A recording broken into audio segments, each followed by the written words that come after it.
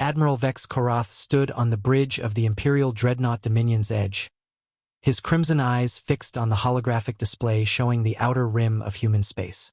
For 3 centuries, the Galactic Empire had considered humanity a minor species, technologically primitive, militarily insignificant, and confined to a handful of worlds in an unremarkable spiral arm. That assessment was about to change dramatically. "Sir, we're detecting massive energy signatures from the human colony of New Geneva," reported Lieutenant Zalen from the sensor station. "Whatever they're powering up, it's generating more output than our entire battle group combined." Koratha's mandibles clicked in irritation. Intelligence reports had suggested the humans were developing some kind of defensive system, but nothing that should concern a fleet of 12 Imperial warships. The Empire's quantum plasma cannons and neutronium armor had conquered 47 species across the galaxy. What could these upstart primates possibly field against such superiority? The answer came in the form of 30 sleek vessels that emerged from what appeared to be empty space around New Geneva. They hadn't dropped out of hyperspace or decloaked. They had simply materialized, as if reality itself had been edited to include them. "Impossible," breathed Commander Techwss, the fleet's chief tactical officer. "Our sensors show nothing, but visual confirms 30 unknown vessels. They're not using any propulsion system we can identify, yet they're moving at 0.7 light speed. The human ships were unlike anything in the Imperial database. They possessed smooth, organic curves that seemed to bend light around them, creating an unsettling optical effect.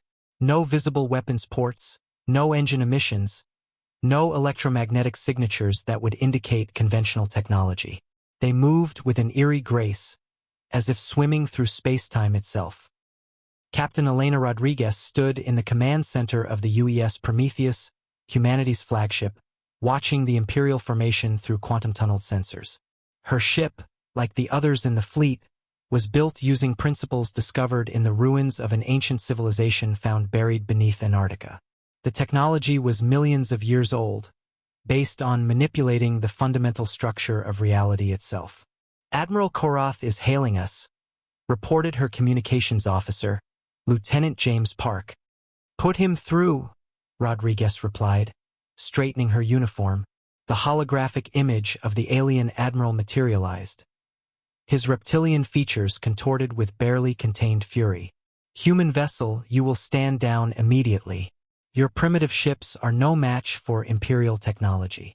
Rodriguez smiled coldly. "Admiral, I'm afraid your intelligence is somewhat outdated. Humanity has made certain advancements."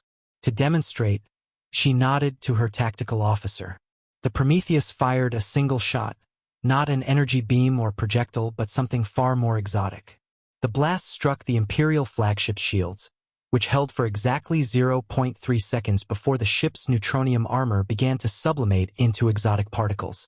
"What manner of weapon?" Korath began, but his words were cut short as his ship's hull started to fold in on itself, the very atoms being convinced to adopt an alternative quantum configuration. The remaining Imperial vessels opened fire with everything they had. Quantum plasma bolts, antimatter torpedoes, and gravitational disruptors lanced through space toward the human fleet. The attacks should have vaporized the relatively small human ships. Instead, the energy simply passed through them as if they existed in a parallel dimension, while the human vessels returned fire with reality-altering weapons that bypassed conventional defenses entirely. Within minutes, the mighty Imperial battle group was reduced to expanding clouds of subatomic particles. Rodriguez opened a channel to the surviving escape pods. "This message is for the Empire. Humanity is no longer interested in being ignored or underestimated. We've unlocked technologies that make your quantum sciences look like stone tools. Return to your Emperor and tell him that the galaxy has a new player, one that won't be conquered or dismissed." As the human fleet prepared to vanish back into the dimensional folds from which they'd emerged, Rodriguez reflected on humanity's greatest advantage. While other species had conquered the galaxy through brute force, humans had learned to think differently, to question the very nature of reality itself. The ancient technology they discovered hadn't just given them new weapons. It had taught them that the universe was far more malleable than anyone had imagined. The Galactic Empire's 3-century reign of supremacy had just ended, and they didn't even understand how.